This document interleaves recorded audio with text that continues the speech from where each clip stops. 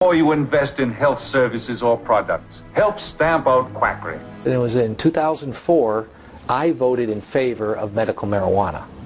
But I thought it was going to go through normal medicinal procedure. I'd see a real doctor, a real pharmacist would give me the marijuana, and I could take care of whatever my issues were with my family. The real story that needs to be told here is, you know, how these pharmaceutical companies, you know, they produce all these pills, you know what I mean? And they flood the market with them. Look, all those guys, the pharmaceutical companies, the doctors, the people selling it, they're all drug dealers. That's the bottom line. They're all drug dealers. It's all about money. That's all it is. Look, this whole world centers around money. You know what I mean? It takes money. And for Big Pharma, money is good. They're senior executives with pharmaceutical giant GlaxoSmithKline at a pep rally in Las Vegas for their sales team. There are people in this room who are going to make an ungodly sum of money. Who wants to be a millionaire? In the past 10 years, the 11 largest drug companies made $711 billion. $711 billion? The pharmaceutical industry remains the most profitable business in the U.S. More success and financial gain for the companies will always remain possible as long as more Americans are encouraged to take drugs. And not the illegal kind like you would expect. We haven't lost someone to heroin in a while. We've concluded that the manner of death is accident resulting from the abuse of prescription medications. People were dying from prescription drugs. Prescription drug abuse is killing more people in this country than car wrecks. Legal drugs. Just days before his death, he pushed himself to perform with 2 concerts in Atlanta. He'd suffered from a bad hip, often seen carrying a cane. Tonight, new information that Prince was also carrying some powerful pain drugs at the time of his death. A law enforcement official telling CNN authorities found prescription opioid medication on his person and in his Minnesota home. The official says nearly a week before his death, a reaction from the medication likely caused an emergency landing of Prince's private plane in Illinois when the pop star passed out. What's the nature of the emergency? What's the nature of the An unresponsive passenger. The law enforcement official says in that incident, Prince was treated for a possible overdose of the medication. He was later released from a hospital and returned to Minnesota. Opioids are effective for pain, but there's a prescription drug overdose epidemic in America that has experts worried. The biggest risk is overdose, causing respiratory suppression. We know that when we take these, people become drowsy because they slow down the activity in different parts of the brain. If it slows down the breathing centers too much, people stop breathing, and that's what kills them with an overdose. Experts say there's an antidote to opioids called Narcan, which could have saved Prince after the emergency landing. It can reverse an overdose extremely rapidly. The key is, though, you've got to get the Narcan in them in time. The kinds the doctors give us. You know, the kindly old doctor that used to be by your bedside when you had the mumps and gave you all your flu shots? The good guy, the one looking out for our health. Prosecutors say you didn't need an appointment. All you had to do was send the doctor a text message and open your wallet. But these days, the doctors are starting to look more like drug dealers. Dr. Verbofsky orchestrated a scheme to trade prescriptions for pills in exchange for sexual favors and money. The suggestion is that we go to the FDA, take the good things that are in marijuana, bring them down to Schedule 2, just like they did with Santavex, Sesament, and Marinol, the first 3 marijuana products that they've done that, and run them through the system. 2 of them already got approved, and those vet doctors can hand that out. A lot of people have this misconception that the pharmaceutical industry is altruistic and they're philanthropists and that they're, looking to heal the world. There couldn't be anything further from the truth. The pharmaceutical industry their vested interest is in making their stockholders money, because the pharmaceutical industry isn't in the business of health and healing. It's in the business of disease management and symptoms maintenance. And there the indoctrination goes right in. 75% of the time, statistics say that if they go in and request a drug, the doctor will give it to them because the doctor considers it his business and they are his customer. Irrational. We're trying to be rational, and we've been sold a bag of goods. People think that because it's prescribed by a doctor, it's safe. Mm-hmm. And it's approved by the FDA, so it's safe. These are illusory impressions that the public has. Mm-hmm. And it's not true.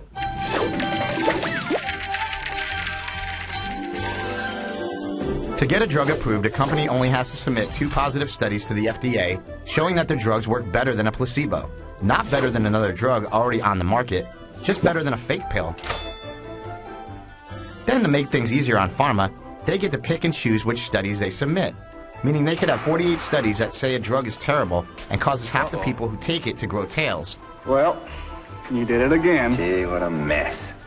But as long as they produce 2 positive studies, the FDA approves the drugs and we get another bottle on our shelves. Very frequently, companies would come and they'd throw down millions of dollars and say, run it until you get this result. And what happens to the other 48 bad studies? They get filed away with the Ark of the Covenant in that warehouse from Indiana Jones.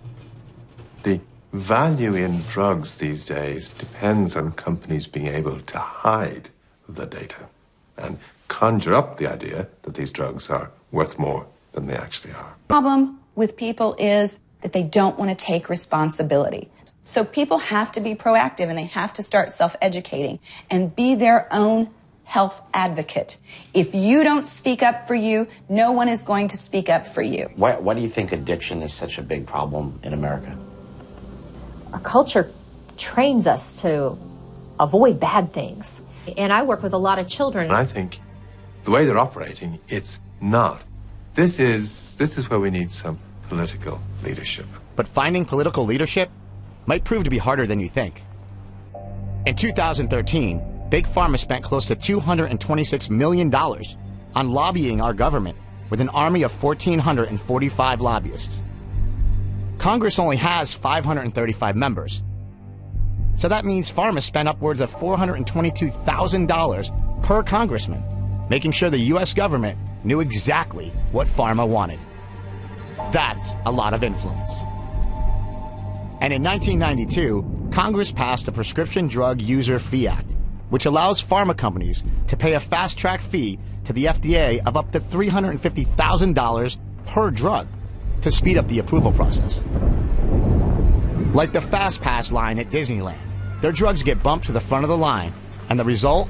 More drugs hitting the market, and pharma's profits exploding. If success is measured by return on the dollar, the pharmaceutical industry made a killing. Maybe Horseshoe was right. Maybe everybody is on the take. They say if you have a problem in America, you can visit your local congressman. I tried it in my last film. Maybe it'll work better this time. This is California Congressman Ted Lieu. In a state with one of the highest rates of opiate addiction and overdoses in the country, Congressman Lieu, unlike a lot of other politicians, is actually trying to do something about it. For a long time, we've had a war on illegal drugs.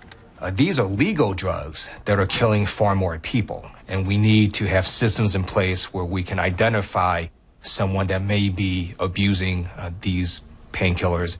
The Cure system, for example, is a database that would let pharmacies and doctors know if a patient is going to multiple pharmacies or multiple doctors trying to get the same prescription medication. Is there any sort of motion to make the Cures program or a program like it national? So when Governor Bullock put in the pain pill registry, most of the marijuana is being used for chronic pain now.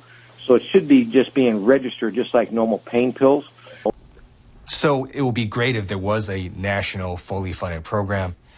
As you know, it's been difficult to get things through Congress these days, so I don't have high hopes for that. So the individual states, I believe, will have to pick up the slack. What's your feeling on like the medical marijuana stuff? Well, people are not dying from medical marijuana. They are dying from legal prescription drugs, especially these powerful painkillers.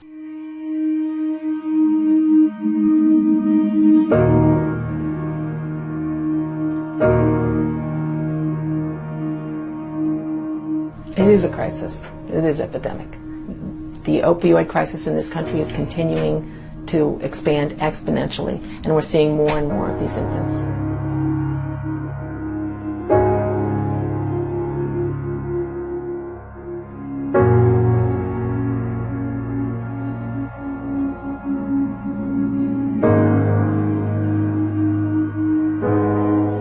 Like, I was in labor, in the bathroom shooting heroin, about to give birth to my child.